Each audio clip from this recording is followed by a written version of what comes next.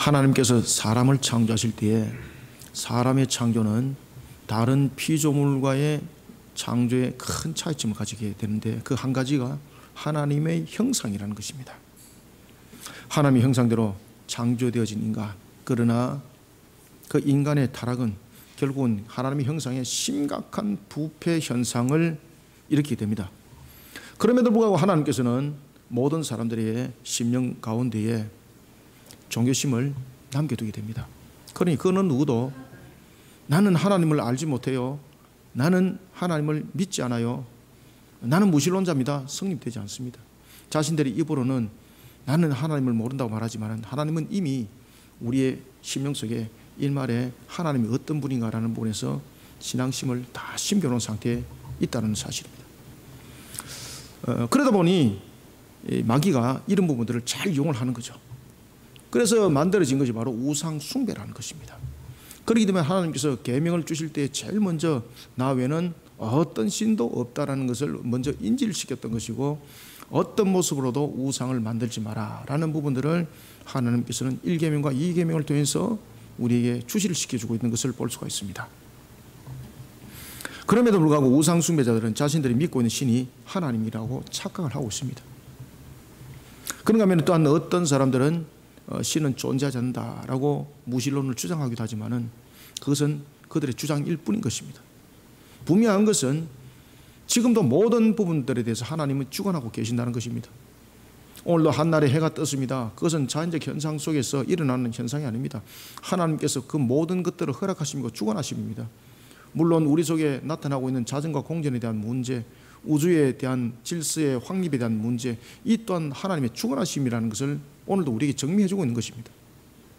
그러니 오늘도 여러분들 해가 뜨고 있는 것은 보시면은 하나님이 지금 살아 계셔서 이 모든 것을 친히 운영하고 계시구나, 이 신앙관으로 우리가 하나님을 바라볼 수 있어야 되는 것입니다.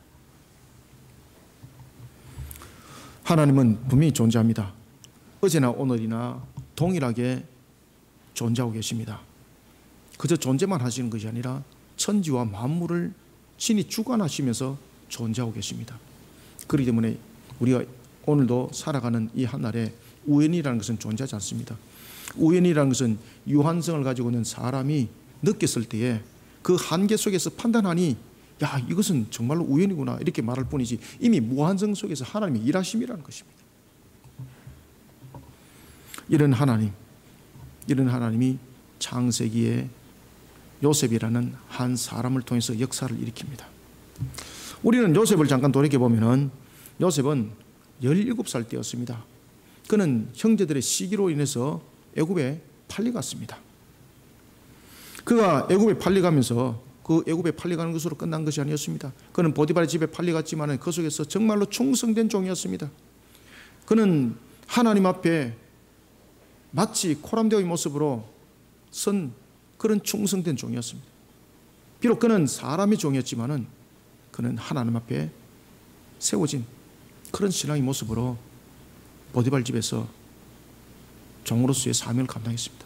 그러니 보디발이 자신의 집에 모든 것들을 요셉을 통해서 다스림 받도록 하는 겁니다.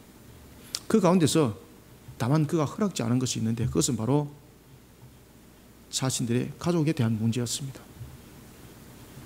보디발이 자리를 잠깐 뜰 때였습니다. 이 보디발의 아내가 굉장히 정욕적이고 욕망이 가득 찬 여인이었습니다. 요셉의 외모를 보니 외모가 아리따고 얼마나 자신의 마음이 속 들었는지 모릅니다. 그런 요셉을 부여잡고 요셉과 나와 동침하자, 남편이 없으니 나와 동침하자. 여기 대해서 요셉은 용납할 수가 없었습니다. 왜 그런가 하면 자신의 눈으로 볼 때는 그 주변에 아무도 없었습니다. 그 상황을 지켜볼 사람은 아무도 없었습니다. 보디발까지 없었습니다. 이 여인의 욕구를 충족시키면서 또한 자신의 욕망도 채워나갈 수가 있었지만은 요셉은 하나님이 보신다는 이 관점에 이 모든 것들을 거부하게 되는 겁니다. 그러나 그 거부와 그 거절 속에 자신에게 돌아왔던 것은 영광이 아니었습니다. 억울하게 누명을 쓰고, 그리고 그는 왕의 감옥에 갇히게 됩니다. 들어가면 절대 놓을 수 없는 그곳, 죽어서 시체가 되었을만이 놓을 수 있는 그곳. 그러나 요셉은 그 감옥에서도 여전히 사람들로부터 인정받는 자였습니다. 왜냐하면 그런 소망과 희망을 잃어버리는 속에서도 그는 여전히 하나님을 붙들고 있었기 때문입니다. 이런 요셉에게 하나님께서 계시해 주기 시작합니다. 그가 옥에 갇힌 지 만 2년이 지났을 때였습니다.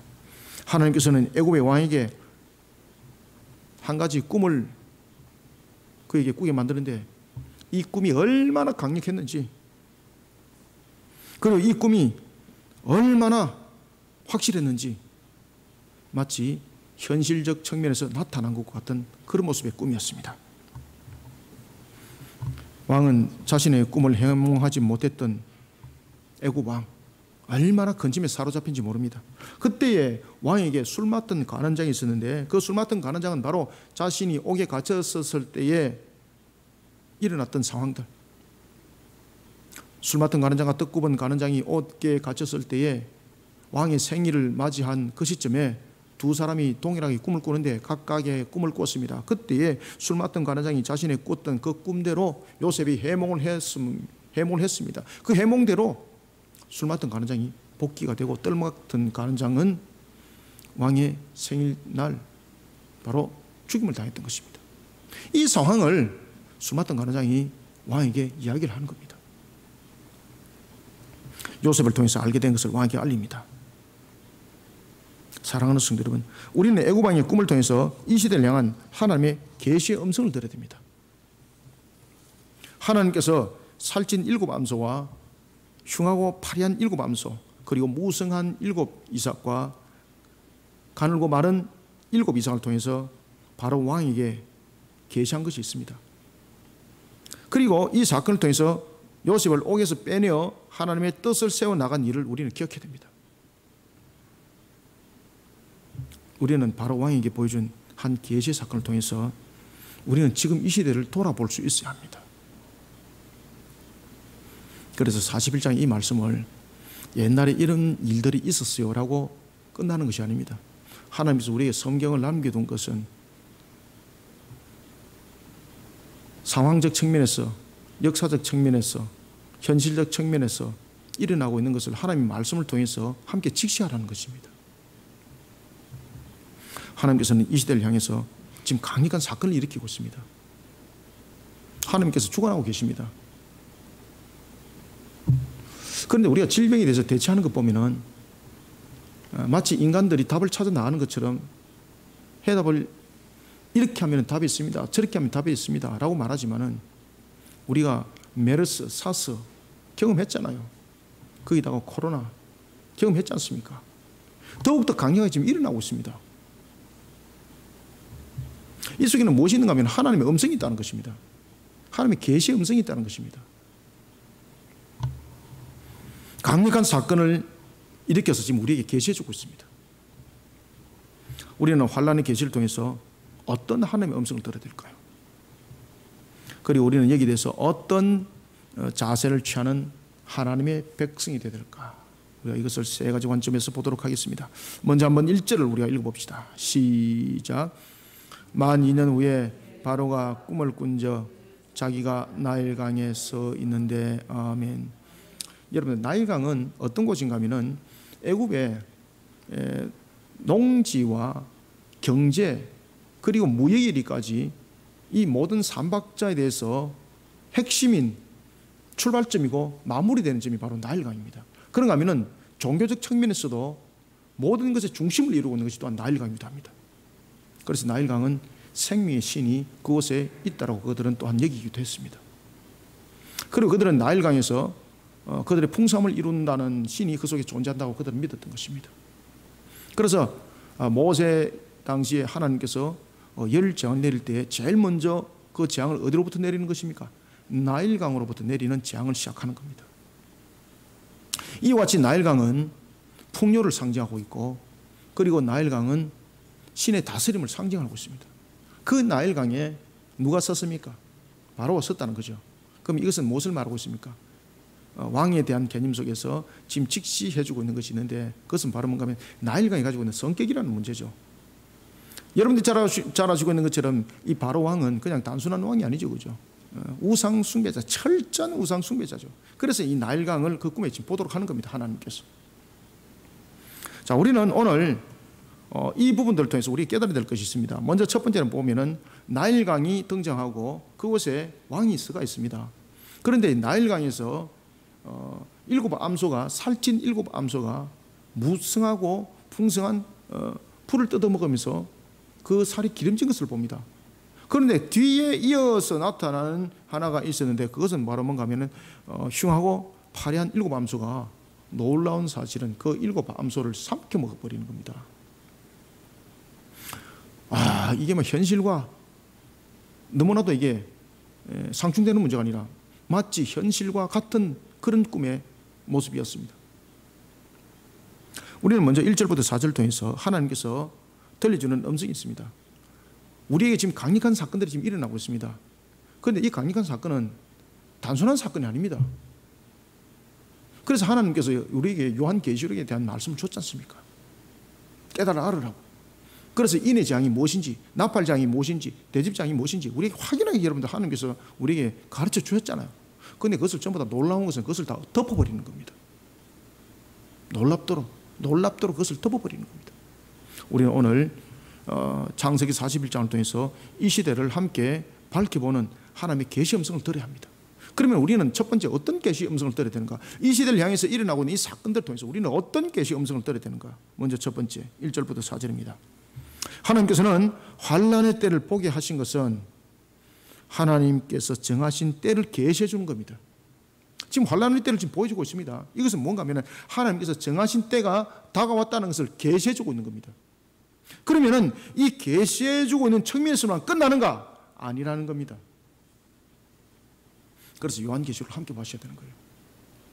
하나님께서 환난의 때를 보게 하신 것은 하나님께서 정하신 때를 계시해 주심이며 땅의 사명을 힘있게 부여잡아야 할 때인 것을 깨달아 아는 하나님의 백성이 되라는 하나님의 음성입니다. 그래서 여러분들은 여러분들 이 코로나 시대를 통해서 이 시대를 여러분 보십시오. 얼마나 험악한 시대입니까? 가정 속에서 일어나고 있는 정말로 언어로서 표현할 수 없는 그런 문제점, 심지어 여러분들 유튜브 속에서 나타나고 있는 상황을 보십시오. 그냥 문화가 되어버렸습니다. 음란이 그냥 문화가 되어버렸습니다. 이런 우리는 영육간의 환난의 때를 지금 살아가고 있습니다. 하나님은 그것조차도 주관하십니다. 하나님은 부정한 것을 통해서 정한 것을 일깨운다 그랬잖아요.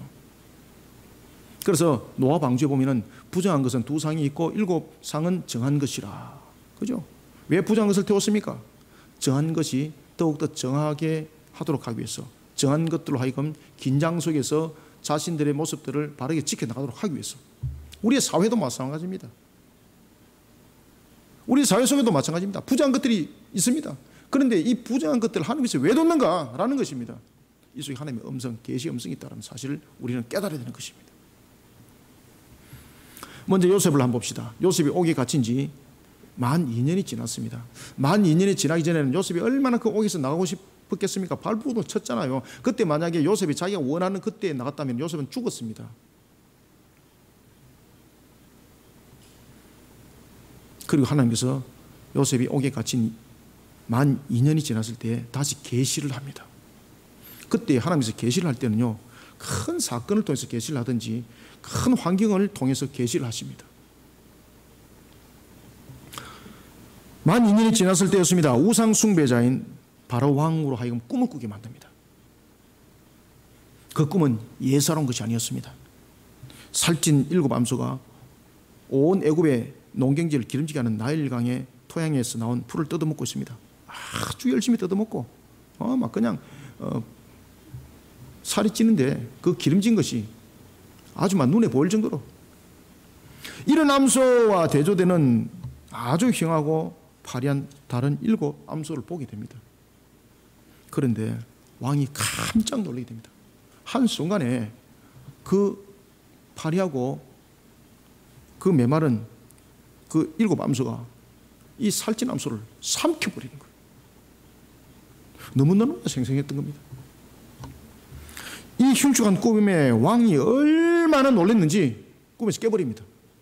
저와 여러분들도 꿈을 꾸다가 보면은 꿈이 굉장히 흉측하다든지 꿈이 마치 리얼하게 엄청나게 충격적으로 와닿을 때 꿈에서 우리가 화득 짤동 놀래서 이러면 깨잖아, 그죠? 똑같은 거예요.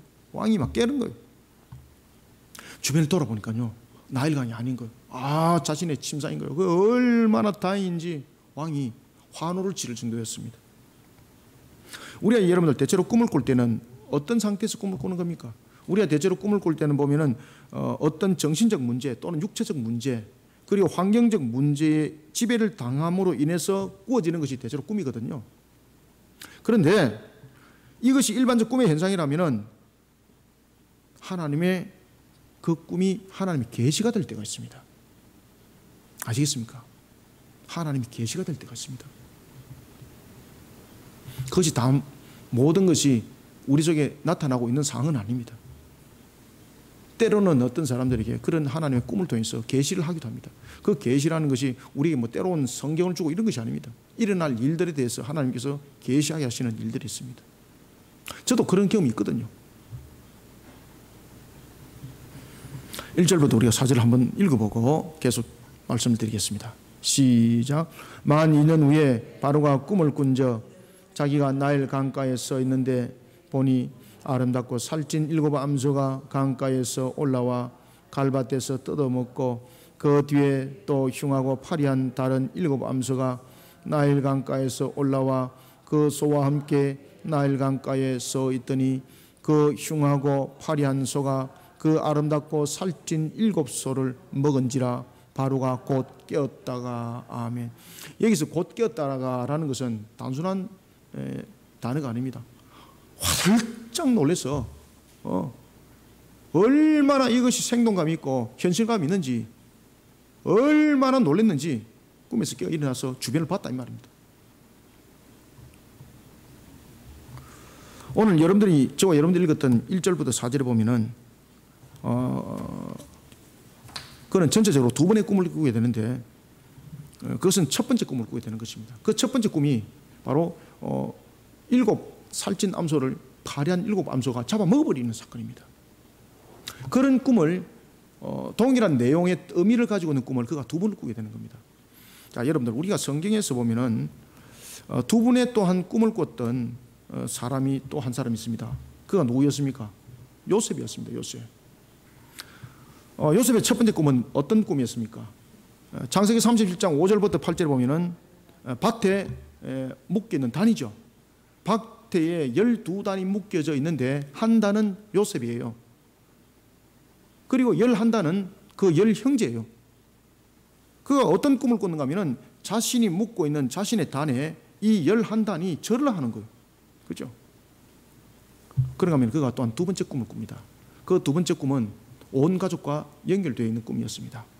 창세기 37장 9절부터 11절에 하면은 아버지 야곱을 상징하는 해, 그 다음에 레아를 상징하는 달, 그리고 형제를 상징하는 11별. 그 11별이 누구를 애워쌉니까? 전부 다 요셉을 애워싸고 요셉에게 절을 하는 거예요. 그런 꿈을 꾼 거예요. 너무나도 생생하게. 요셉이 이것을 말하지 않을 수가 없었어요. 그때 요셉의 나이가 17살이었습니다. 요셉은 이 꿈을 아버지와 그리고 온 형제들에게 말하였습니다. 이 꿈이 단순한 꿈이 아니라는 것 아버지와 형제들이 직감하게 되었습니다.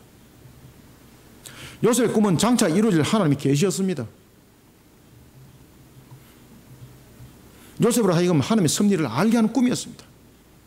그런데 이때까지만 해도 요셉이 몰랐습니다. 형제들도 몰랐습니다. 요셉이 그러한 꿈을 꾼 것에 대해서 시기하고 기분이 나빴을 뿐이었습니다. 정말로 아주 기분 나빴던 거죠. 그런데 아버지는 이것을 예사롭게 여기지 않더라. 그렇지만 하나님께서는 그 꿈을 통해서 계시하셨고 하나님께서 요셉을 통해서 그 모든 것들을 이루어갈 섭리를 펼쳐 보여준 것까지는 아무도 몰랐었습니다. 요셉도 이것이 하나님의 섭리였다는 것, 하나님의 계시가 하나님의 섭리였다는 것을 그가 총리가 되고 난 뒤에 압니다. 나중에. 그래서 요셉이 형제들이 애굽에 곡식을 사러 왔을 때 뭐라고 말합니까? 형제들이 우리가 당신한테 죄를 졌습니다 말하니까 아니요, 당신들이 그렇게 했을지라도 하나님의 섭리였습니다. 하나님이 형님들보다 나를 먼저 이곳에 보냈을 뿐이었습니다. 그러니까 자신이 용서하고 안 하고는 자신의 권한 속에 있는 것이 아니라는 거죠. 자신이 지금까지 여기에서 팔려왔고 종려된 것 전부 다 하나님의 섭리 가운데 있었던 사실이었습니다. 바로 이와 같은 하나님의 섭리 이루심을 하나님은 요셉을 통해서 두 분의 꿈을 통해서 확정적으로 알려줍니다. 사랑하는 성도 여러분, 요셉과 바로 왕에게 하나님께서 장차 일어날 일에 대해서 계시한 방법이 무엇이었습니까? 꿈이었습니다. 그런데 지금 이 시대는 개인적인 어떤 꿈도 하나님께서 계시를 통해서 저처럼 때로는 보여주시기도 하시지만은 하나님께서는 더욱더 분명한 계시를 우리 속에 나타내 보이는 것이 있습니다. 그것은 바로 요한계시록에 나타나는 것처럼 종말의 날이 다가왔다는 것을 모든 사람들에게 계시해 주기 시작합니다. 종말의 전체적인 계시를 위해서는 하나님께서 한 개인에게 꿈의 이 부분들을 계시하지 않습니다. 종말의 전체적인 부분들은 주님께서도 말씀했지 않습니까? 어떻게 오신다고요? 너희들이 내가 성천하여서 올라간 대로, 주님께서 올라가신 대로 너희들이 모두 다가 주님께서 다시 오실 것을 너희들이 전부 다 목격할 것이다 라고 말했습니다. 그러면은 그때가 언제인지를 그 월시는 계산되어 있지는 않지만은 상황을 통해서 알게 하신다 하였습니다. 그래서 이 상황을 통해서 알도록 하는 측면에서의 나타난 것이 바로 재앙이었습니다. 재앙.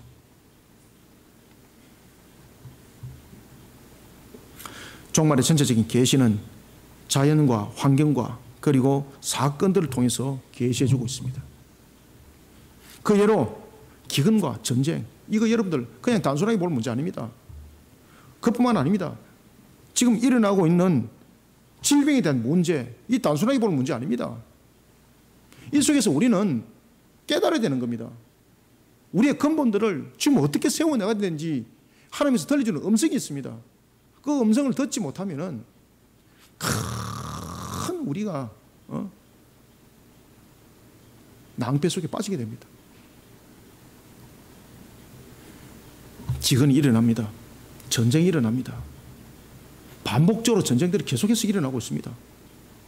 전쟁들이 지금 유형적 측면에 보면은 이제는 여러 가지 측면에서는 과거에는 먹는 문제로 전쟁을 했습니다. 식민지 전쟁을 치렀습니다. 땅의 전쟁을 치렀습니다. 그런데 점점 전쟁들이 지금 스타일들이 변하고 있습니다. 어떻게 변하고 있습니까? 종교라는 부분들이 결부되어서 지금 전쟁이 일어나고 있습니다. 이거 여러분 주시하셔야 됩니다. 이거. 요한계시록의 말씀 그대로입니다. 지금 하나님께서 지금 계시해주고 있는 겁니다. 그런데 놀랍도록 교회들은 이 계시에 대해서 무관심한 거예요.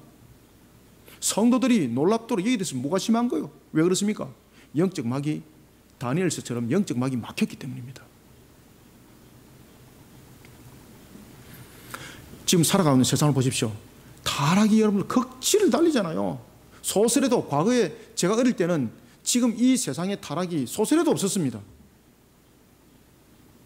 소설에도 그런 내용들이 등장하면은 이런 회개망측한 놈이 어디 있노? 이렇게 말할 그런 시대였습니다. 그런데 지금은 어떻습니까? 아주 타락이 언어로 표현할 수 없는 정도로.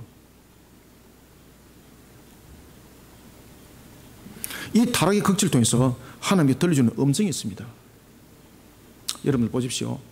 우리가 하나님께서 환경들을 통해서 심판해왔던 것을 잘 기억하시기 바랍니다. 창세기 6장 1절부터 7절, 사람이 타락의 극에 다다랐습니다. 그죠? 그때 복음이 증거되었습니다. 하나님께서 노아를 통해서 복음 증거하게 되는 거죠. 아무도 안 믿더라. 아무도 안 믿더라. 노아를 비롯한 그 8가족만 그 방주에 탔습니다. 어떻게 됐습니까? 세상이 하나님께서 물로 다 쓸어버렸습니다. 그런가 하면 창세기 19장 23절부터 28절 보십시오. 음란과 타락이 가득한 소돔과 고모라, 하나님께서 어떻게 하셨습니까? 하나님께서 불로 심판하셨습니다. 이 시대를 향해서 하나님께서 일어나고 있는 우리의 타락의 극치, 우리의 모습들을 통해서 하나님께서 사실은 음성을 들려주고 있습니다. 심판의 날이 다가왔다는 겁니다.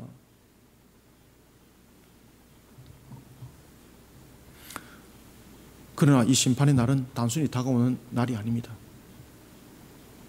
물심판과 불심판이 그 한 예로 하나님의 심판이 다가왔다는 것을 알린다면 하나님께서는 지금의 이 시대를 향해서는 우리에게 들려주는 음성이 있습니다. 여러 가지 상황들이 지금 거기에 다다랐습니다. 분명히 하나님의 심판의 날이 다가왔다는 것에 대한 메시지입니다. 그런데 이 메시지 속에서는 무엇이 함께 있는가 하면 그 때가 찼다는 것을 함께 메시지를 던져주고 있는 겁니다.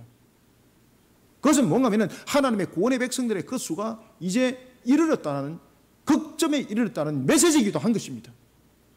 그렇기 때문에 우리는 이런 타락한 극점에 이르는 이 시대, 그리고 자연적 현상 속에서 나타나고 있는 기이한 현상들의 문제, 그런가 하면 질병의 강력한 문제, 전쟁의 강력한 이 문제, 이 앞에서 하나님께서는 구원의 백성의 그 수가 이제 그 수가 채워질 때가 되었으니 너희들은 더욱더 긴밀하게 움직이라 라는 하나님의 음성이 이 속에 함께 실려 있다는 것입니다. 이 메시지를 들어야 합니다. 이 메시지를 듣지 못하니까 이 걱정들이 아주 길어지는 겁니다. 아시겠습니까? 이 걱정은 매우 좁게 우리에게 다가올 수도 있는데 이 부분들을 미련하게 영적으로 이것을 깨닫지 못하니까 아주 걱정들이 너무나도 그냥 크게 펼쳐지고 있는 겁니다. 그러니까 고난의 기간들이 계속 길어지는 겁니다. 요한계시록 6장 11절은 증가하고 있습니다. 그 수가 참해 그들의 동무 종들과 형제들과 자기처럼 죽임을 당한 그 수가 차기까지 하라. 이것이 여러분이 잘 아시고 있는 것처럼 바로 인의 재앙 속에서 나타나고 있는 상황들입니다. 사랑하는 성도 여러분, 이 시대에 일어나고 있는 강력한 질병, 자연현상, 음란과 타락이 그걸 향해서 달려가고 있습니다.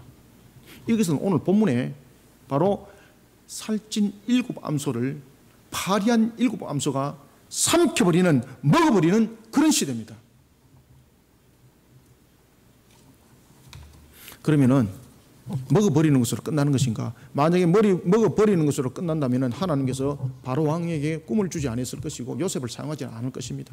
하나님께서는 이러한 시대를 통해서 나중에 누구를 예비해 놓습니까? 요셉을 예비해 놓는 거예요. 요셉을. 그러면 우리는 요셉과 같은 자예요. 이 음란한 시대, 타락이 극점에 이르는 시대를 통해서 지금 음성을 들려주고 있습니다. 하나님께서 바로 왕을 통해서 계시해 준 것처럼 우리에게 환경들을 통해서 지금 계시해 주고 있습니다. 그러면 이 속에서 다음에는 누가 등장하는 건가요? 바로 요셉과 같은 저와 여러분들, 말씀의 사역자들, 주님의 군사가 이제 등장하게 됩니다. 하나님께서는 우리로 하여금 이때를 보면서 하나님의 정한 때를 보도록 지금 계시해 주고 있습니다. 그러니까 우리가 이런 부분들 영적으로 빨리 깨달아야 되는 거예요. 이게 때가 참해 여기에 대한 하나님의 음성입니다. 하나님의 음성을 들어야 합니다. 하나님께서는 이 때를 보면서 요셉처럼 하나님의 때를 부여잡도록 사명을 지금 부여하게 됩니다. 우리는 이런 사실을 이 시대를 통해서 깨달아야 됩니다. 그래서 우리는 준비한 자, 예비한 자가 되어야 되는 겁니다. 준비도 없고 예비도 없으니까 이 고통의 세월들이 계속 길어지는 거예요. 준비하고 예비함 속에서는 이 메시지가 속히 이제 전환 시점을 만들게 되는 겁니다. 이제 그때가 다가왔습니다. 그래서 하나님께서 우리 그리심교를 쓸 것입니다. 이 때를 보면서 요셉처럼 하나님의 때를 부여잡도록 우리에게 사명을 줬고 우리는 그 준비를 해왔습니다. 코로나로 지금 무너지고 있습니다. 넘어지는 것으로 끝나는 시대가 아닙니다. 영적으로 깨어 일어나야 합니다. 흉한 7소가 살찐 7소를 먹어버린 시대와 같은 지금의 모습을 통해 하나님께서는 정하신 때를 지금 계시해 주고 있습니다. 조금만 더 힘을 내고 달려가라는 겁니다. 그래서 요셉을 하나님께서는 2년을 더 준비를 시켰던 거예요. 그리고 때가 되었으면 왕에게 꿈을 통해서 계시해 주고 요셉을 통해서 나오도록 만드는 거예요. 지금 이 시대가 바로 그 내용들의 합한 모습을 하고 있는 겁니다. 그래서 우리는 지금까지 준비해 왔습니다. 예배 왔습니다. 하나님께서 이제 뚜껑을 열 때가 됐습니다. 그래서 우리 그리심교회에서 문화 콘텐츠 사역을 지금 펼치는 것을 강력하게 제가 밀고 나가는 거예요. 지금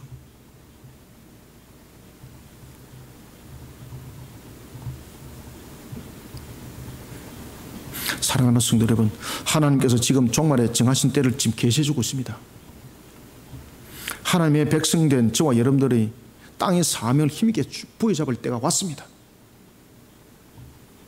이 계시 음성에 긴밀하게 응답하는 우리 거심의 성도들이 되기를 소원합니다. 그 다음에 두 번째는 5절을 한번 읽읍시다. 시작. 다시 잠이 들어 꿈을 꾸니 한 줄기에 무성하고 충실한 7 이삭이 나오고. 아멘. 두 번째 꿈을 꾸죠.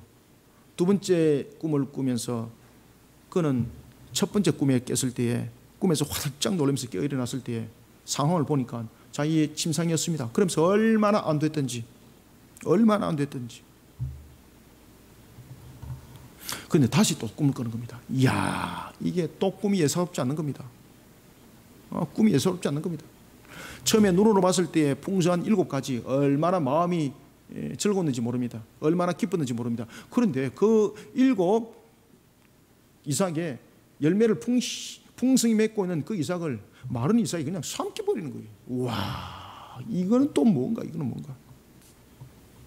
여러분, 하나님께서 한 환경을 통해서 계속해서 반복적으로 보여주고 있고 더 강력하게 나타날 때는 아주 하나님의 지금 메시지가 분명하다는 것을 지금 설명하고 있는 겁니다. 지금 계속해서 반복적으로 일어나고 있는 문제들, 가뭄과 기근과 그 다음에 지진에 대한 문제들, 그 다음에 전쟁에 대한 문제들, 질병에 대한 문제들, 이 부분들은 여러분 그냥 보시는 문제가 아닙니다. 아주 심각하게 봐야 되는 문제들입니다. 더욱더 지금 강력하게 일어나고 있잖아요. 지금 이거 하나님의 굉장히 강력한 메시지가 지금 이 속에 증거되고 있습니다. 때가 됐다는 겁니다. 우리는 5절부터 7절 통해서 두 번째, 환란의 때를 더욱더 강력하게 일으켜서 깨달을 자에게 깨닫도록 하는 것은 하나님의 뜻을 힘있게 이렇게 나가라는 겁니다. 하나님의 뜻을 힘있게 이렇게 나가는 하나님 나라의 백성이 되라는 하나님의 음성이 그 속에 있습니다. 이거 내가 너희들에게 주는 메시지니까 너희들이 확실히 이것을 알고 힘있게 일어나라는 겁니다. 힘있게 일어나라. 확신을 가지라는 겁니다. 확신을 가지라. 하나님께서는 바로 왕에게 동일한 내용의 두 번의 꿈을 통해서 하나님의 계획하심에 대해 더욱더 확실하게 계시를 합니다. 이번에는 한 줄기에 무성한 충실한 7 이삭입니다. 여기에 대조되는 가늘고 마른 7 이삭. 그런데 놀라울 사실은 이 마르고 가늘고 마른 이 7 이삭이 무성하고 풍성한 7 이삭을 삼켜버리는 겁니다. 와, 왕이 또 충격을 받습니다. 첫 번째 충격을 받을 때도 너무나도 큰 충격 속에 있었는데 비슷한 내용을 가지고 있는 이 문제들이 또 꿈을 꾸기 시작했는데 완전히 너무나도 생생한 겁니다. 너무나도 생생한 겁니다. 꿈에서 깹니다. 더 이상 잠을 이룰 수가 없었습니다. 마치 현실에서 겪은 것처럼 잊혀지질 않습니다. 그래서 7절에 보면 이렇게 말합니다. 그는 그 가는 7 이삭이 무성하고 충실한 7 이삭을 삼킨지라 바로가 깬 적 꿈이라. 꿈이라. 이게 무슨 뜻입니까? 깬 적 꿈이라. 이거는 무슨 말인가 하면 아이고 살았다, 아이고 살았다. 이거 꿈이었구나. 아이고 이거 꿈이었구나. 그 의미를 담고 있는 겁니다. 살았다, 살았다. 이거 꿈이었구나. 현실이 아니고 꿈이었다는 것을 왕은 지금 탄성을 질렀다 이 말입니다. 그 꿈의 불길함이 얼마나 생생한지 왕은 오금이 저릴 정도였습니다. 5절부터 7절 한번 읽어봅시다. 시작. 다시 잠이 들어 꿈을 꾸니 한 줄기에 무성하고 충실한 7 이삭이 나오고 그 후에 또 가늘고 동풍에 마른 7 이삭이 나오더니 그 가는 7 이삭이 무성하고 충실한 7 이삭을 삼킨지라 바로가 깬 적 꿈이라. 아멘. 꿈이라. 아이고 살았다, 아이고 살았다. 환호성을 질렀다 이 말입니다. 와 이거 꿈이었구나 이러면서 환호성을 질렀다 이 말이에요. 지금 이게 탄성을 질렀다는 말이에요. 탄성을 질렀다. 창세기 37장을 통해서 요셉에게 계시해 준 두 번의 꿈이 있습니다. 그리고 창세기 41장을 통해서 바로 왕에게 계시해 준 두 번의 꿈이 있습니다. 그것은 뭔가 하면요, 틀림없이 일어난다는 뜻입니다. 여러분들, 우리가 이런 대표성이라고 말합니다. 그죠? 히브리 관점에서 이는 무엇입니까? 정인입니다. 정인. 정인은 무엇입니까? 틀림없다는 겁니다. 틀림없다는 거. 그리고 두 번 반복해서 나타나는 것은 강조법 용법을 가지고 있는데 틀림없이 일어난다는 겁니다. 틀림없이. 그래서 증거해 주는 겁니다. 증거해 주는 것. 증거해 주는 것, 증명해 주는 것. 그래서 여러분들 보시면은 특히 이제 요한복음에 보면은 그러한 용법들이 많이 사용됩니다. 두 번의 반복법. 요한복음에 보면은 그런 부분들이 대부분 그 속에 이제 언어 반복법이 쓰이게 됩니다. 주님께서 말씀하신 속에 언어 반복법이 있습니다. 두 번의 반복법. 특히 주님께서 이렇게 말씀하시죠. 진실로, 진실로. 그죠? 진실로, 진실로. 이거는 무엇입니까? 확정적으로 그렇게 한다는 뜻입니다. 확정적으로. 확정적으로. 그래서 요한복음에는 보면은 이런 언어적 방법법을 쓰고 있습니다. 히브리적 관점 속에서. 틀림없다는 겁니다. 틀림없다는 거. 두 번의 꿈을 계시를 줬습니다. 틀림없다는 겁니다. 틀림없다는 거. 사랑하는 성도 여러분, 하나님께서는 반복되는 전쟁과 기근, 그리고 강력한 지진을 비롯한 질병의 강력함, 지금 반복을 통해서 우리에게 나타내 보이고 있는 것이 있습니다.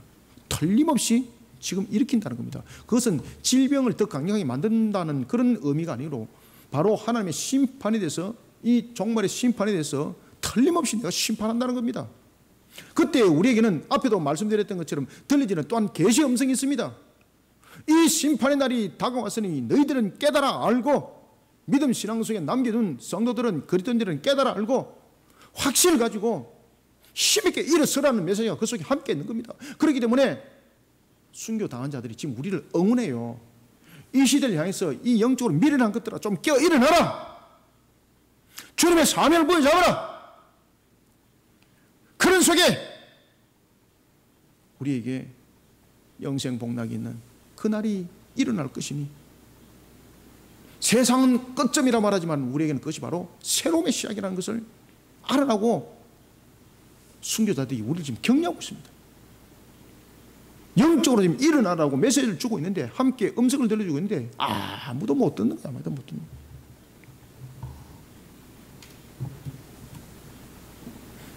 그래서 하나님께서는 순교자들의 그 음성의 메시지가 우리에게 들리시겠습니까? 우리가 영적으로 막이 가려져가 있는데, 그죠? 그래서 하나님께서는 무엇을 일으키는 겁니까? 자연적 재앙을 통해서 메시지를 주고 있는 거예요. 그래서 요한계시록 6장 1절 이하에 보면 인의 재앙이 나타나지 않습니까? 그때에 네 번째 재앙이 있습니다. 그 네 번째 재앙이 무엇입니까? 청황색 말에 대한 재앙입니다. 이 청황색 말에 대한 재앙은 반복적 측면에서 모든 것을 합친 것입니다. 청황이라는 것이 합친 색깔이지 않습니까? 기근과 질병과 전쟁과, 그리고 또한 여러 가지 경제적 문제, 이 모든 부분들 함께 합쳐가지고 그냥 뚫뚫 말아서 강력하게 두드리는 것이 바로 네 번째 청황색의 말의 재앙인데, 그리고 난 뒤에 다섯 번째 인이 떼졌을 때에 순교자들이 뭐라고 말합니까? 주님이여, 이제는 때가 되었습니까? 라고 말하니까 주께서 말씀하시기를, 아니다, 너희들의 동무수가 찰 때가 되었으니 조금만 기다리라. 그러니 순교자들이 어떻게 말하겠습니까? 우리 향해서 음성을 여러분 들려주지 않겠습니까? 힘내라, 힘내라. 지금 이제 때가 다가왔다. 그러니 너희들이 속히 주님의 사명을 감당하면서 하나님의 택한 백성의 그 남은 수를 불러 모으는 복음의 전도사에게 너희들이 힘을 다해라. 그죠? 그 메시지를 좀 주고 있는 거예요. 이 잔적 환상을 통해서, 현상을 통해서. 다섯 번째 인이 떼지고 이제 곧 여섯 번째 인이 떼질 때가 지금 왔습니다. 이 질병은 멈추지 않습니다.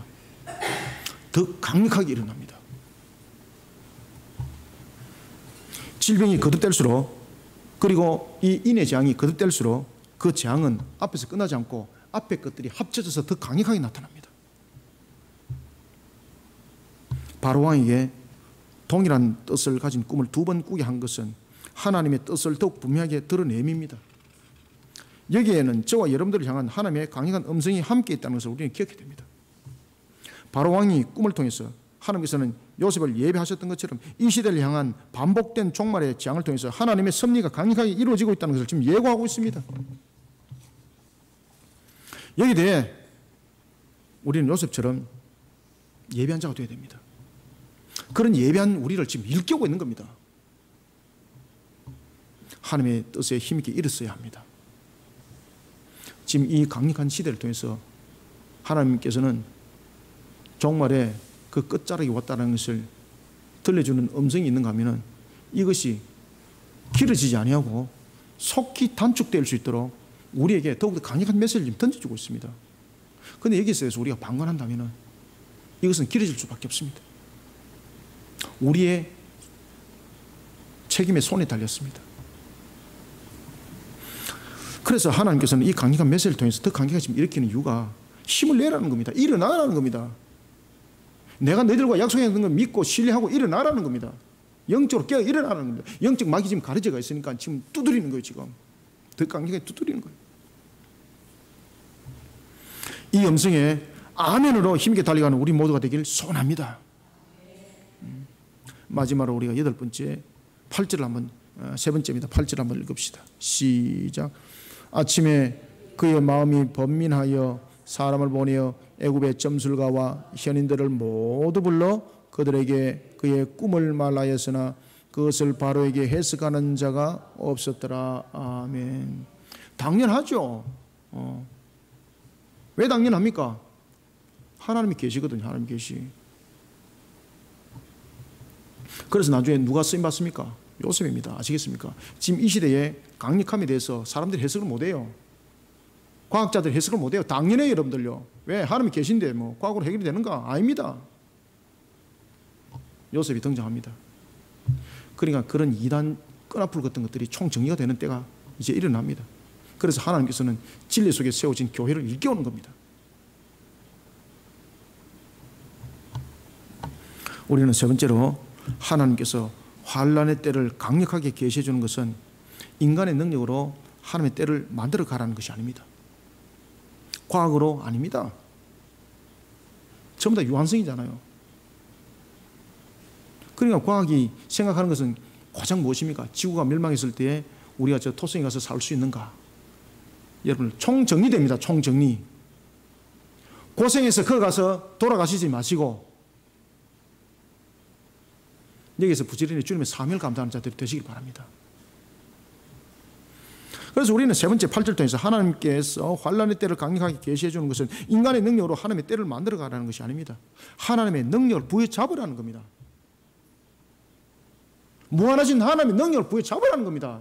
이 시대 사명을 감당할 때도 마찬가지입니다. 이 시대를 이겨나가는 것도 마찬가지입니다.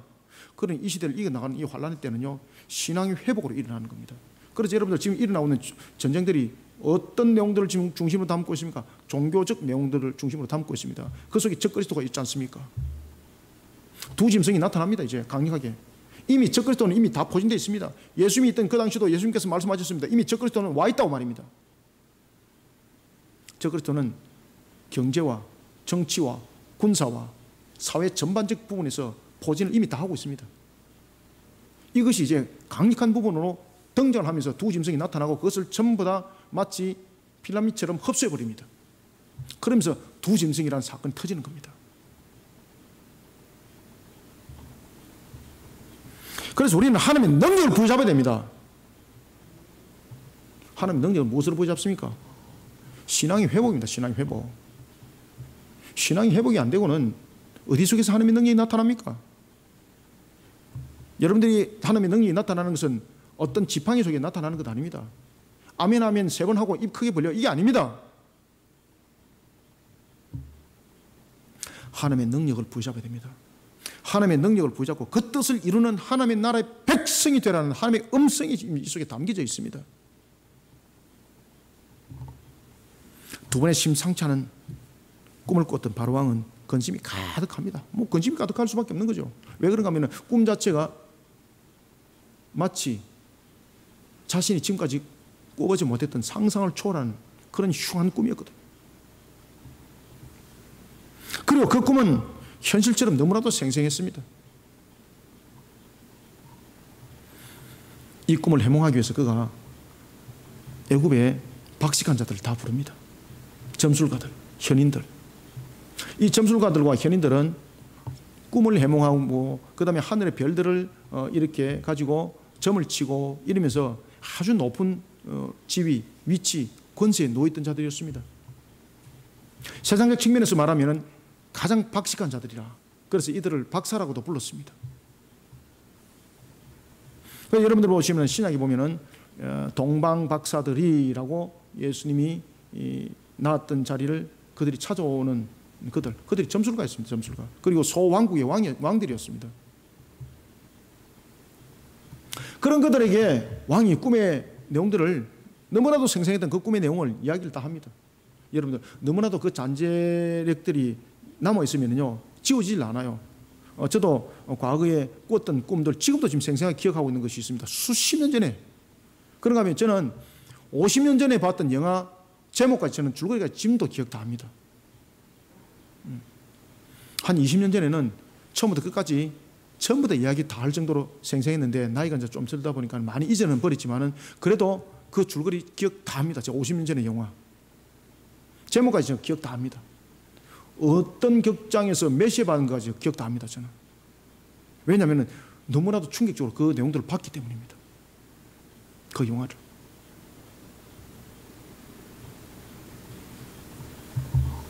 우상 숭배 요소가 담겨 있는 거죠. 그래서 하나님께서 그런 우상적 숭배 요소를 갖다가 완전히 그냥 깡그리 몰아내기 위해서 저를 목사의 길로 인도할 때 완전히 그냥 빨래하듯이 씻었어. 저를 만들어서 이렇게 목사를 만드는 겁니다. 이와 같이 꿈을 해몽한다는 건 그 사람에게 어떤 충격적 꿈이 꿔졌을 때 그것이 마치 현실처럼 나타나는 그런 꿈들은 잊혀지질 않습니다.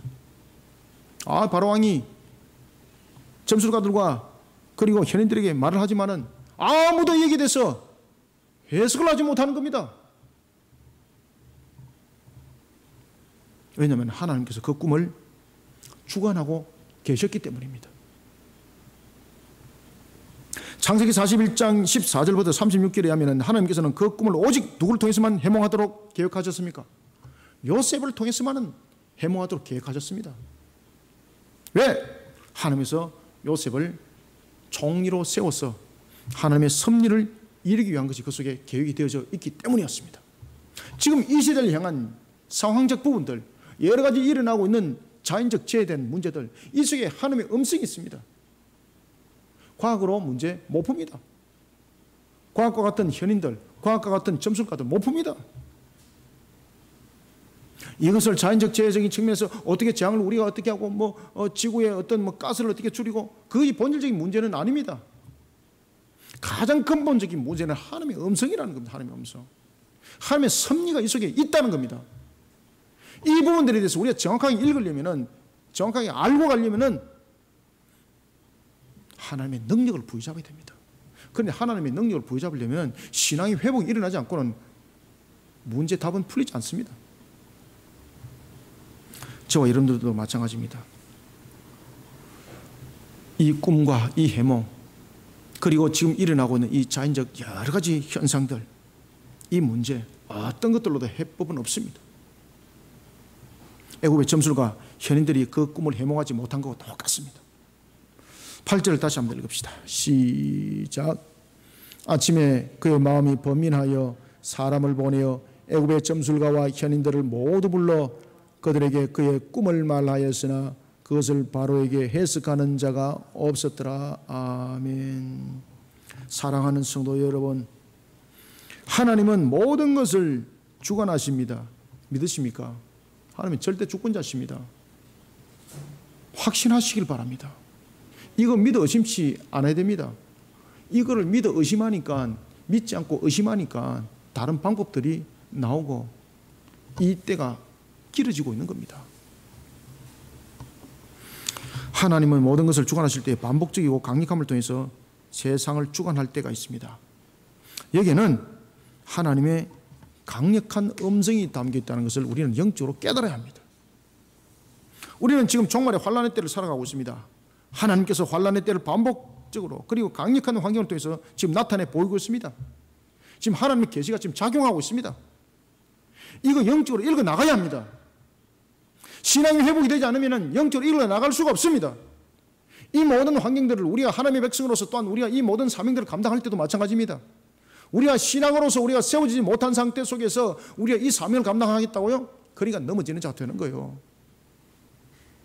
우리는 하나님의 능력을 부여잡아야 합니다. 그래서는 우리가 신앙이 회복되어야 합니다.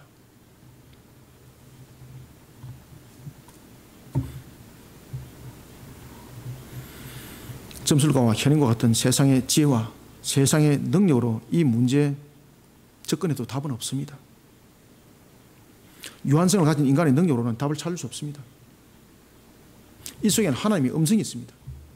만물을 주관하신 하나님의 음성이 있습니다.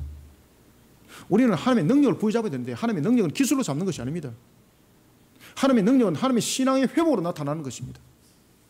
그래서 하나님께서 우리에게 지금 들려주는 음성이 있습니다. 그것은 바로 뭔가 하면 회개 신앙으로 우리의 근본들을 세워서 하나님의 능력을 부여잡고 이 사명 감당하는 자 되라는 것입니다. 하나님의 능력을 부여잡으려면 하나님이 보여야 합니다. 우리가 지식적으로 많은 것을 배웠습니다. 얼마나 많은 것을 습득했습니까? 하나님 안 보입니다.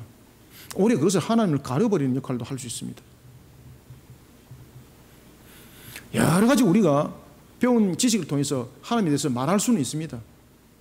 신앙이 회복 안 되면은 아무리 우리가 배운 지식을 통해서 하나님을 이야기를 해도 하나님은 안 보입니다. 신앙이 회복돼야 합니다. 신앙이. 하나님의 말씀 안에서 녹아들어야 합니다. 우리의 근본들을 회개 신앙으로 세워야 합니다. 그래서 우리가 1907년에 평양 대봉도 일어났을 때도 마찬가지고 우리가 원산 대봉이 일어났을 때도 마찬가지입니다. 무엇으로부터 시작되었습니까? 말씀을 부여잡는 말씀 사경회와 대회개운동으로 일어났던 것입니다. 신앙의 회복이었습니다. 그 속에 하나님의 능력이 부여잡혔고 그런 속에서 이 조선반도가 완전히 뒤덮이는 역사가 일어났던 것입니다. 그러니 선교사들이 이렇게 말합니다. 전보를 치면서 사도행전 29장이 지금 이 조선 땅에서 쓰여지고 있다. 이 전보를 듣는 모든 사람들은 지금 속히 이 조선으로 모여들기 바랍니다. 이 조선은 일본이 아닙니다.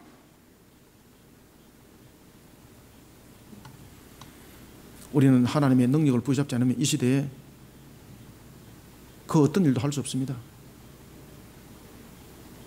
마귀는 우리로 하여금 하나님께서 들려주는 이 계시 음성을 듣지 못하도록 더욱더 우리에게 경제적으로 물질적으로 뿐만 아니라 정신적으로 육적으로 타락의 극치에 이르도록 계속해서 사탕을 뿌리고 있습니다. 사람들이 그것을 받아먹고 난리가 난 거예요.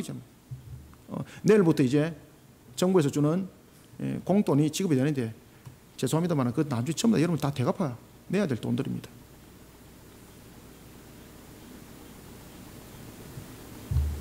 우리 속에 나타나고 있는 이 현실, 이 상황들을 보면서 우리는 종말을 향한 하나님의 음성을 들어야 합니다. 때가 왔다는 것입니다. 5번째 인이 떼졌던 그 피해 신원의 순교자들이 우리에게 지금 음성을 들려주고 있는데 못 듣고 있는 겁니다. 하나님께서 강력한 지금 자연의 재해를 통해서 우리에게 더욱더 깨달음을 주고 있습니다. 이제 곧 6번째 인이 떼질 단계에 들었습니다.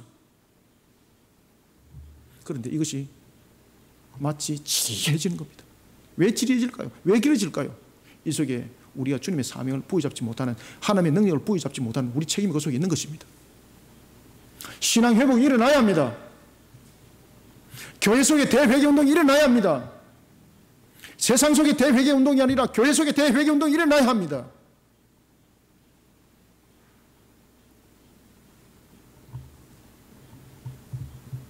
하나님의 능력을 부여잡아야 합니다. 그리고 그 뜻을 이루는 하나님의 백성이 되라는 하나님의 음성에 민감하게 아멘으로 응답하는 우리 모두가 되기를 소원합니다. 말씀을 맺겠습니다. 환난의 때가 강력하다는 것은 하나님의 음성이 우리를 향해 더욱더 분명하게 계시해 주고 있다는 그 사실을 지금 직시하고 있는 겁니다. 그래서 지금 더욱더 강력한 지금 메시지가 들리고 있지 않습니까? 지금은 환난의 때로 계산한다면 요한계시록 6장 12절부터 17절에 나타나고 있는 6번째 인이 떼지는 단계 지금 접어들었다는 것입니다. 그런데 이것이 우리들의 모습 속에 바로 세우지 못하면요, 신앙 회복으로 바로 일어나지 못하면 이때가 엄청나게 길어집니다. 지금 여러분들 5번째 인이 떼지기까지 2000년의 역사가 걸렸습니다. 주님께서 십자가에서 이루시면서 첫 번째 인을 뗐지 않습니까? 그때도 여러분 복음서를 읽어보십시오. 데살로니가서를 읽어보십시오. 종말의 때가 마치 다 다가온 것처럼 이야기를 하고 있습니다. 그렇지만 그때의 종말의 날이 다가온 것처럼 이야기할 때도 그때 주어진 사명 사역 속에서 확정적 부분 속에서 우리의 모습들이 바로 비춰지지 않았기 때문에 그런 것도 있지만 하나님의 택한 백성의 그 구원의 수가 확정적으로 채워지지 않았기 때문에 그때는 멀어졌던 것입니다. 그렇지만 이것이 무작정 멀어지기만은 하지를 않습니다. 지금 자연적인 현상들이 지금 여러분들이 잘 아시고 있는 것은 초대교육보다도 지금 더 강력하게 일어나고 있는 이유는 무엇입니까? 지금 하나님의 택한 백성의 그 때가, 그 수가 찼다는 것에 대한 메시지에 강력한 하나님의 음성이 지금 들려주고 있는 겁니다. 그러면 이 음성을 듣고 우리가 신앙으로 빨리 깨어 일어나서 마지막 추수를 거둘 수 있는 사역 사명 속에 뛰어나가야 되는 것입니다. 그래야만이 이때가 짧아지고 종말의 날이 속히 실현되는 겁니다. 지금은 6번째 인이 떼지는 단계에 접어들었습니다. 더 강력한 질병이 일어날 것입니다. 저와 여러분들이 상상하지 못했던 그 질병이 일어납니다. 그렇지만 안심하시길 바랍니다. 주님께서 우리 전부를 쓰러뜨리면 주님의 주관하심이 아니죠. 주님께서 우리를 사용하십니다. 그런데 좀 빨리 깨어 일어나야 됩니다. 우리가 더욱더 강력한 기근이 일어납니다. 지금까지 경험해보지 못했던 대지진이 일어날 것입니다. 우리 한반도에도 대지진이 일어날 것입니다. 일본 강력한 대지진이 일어날 것입니다.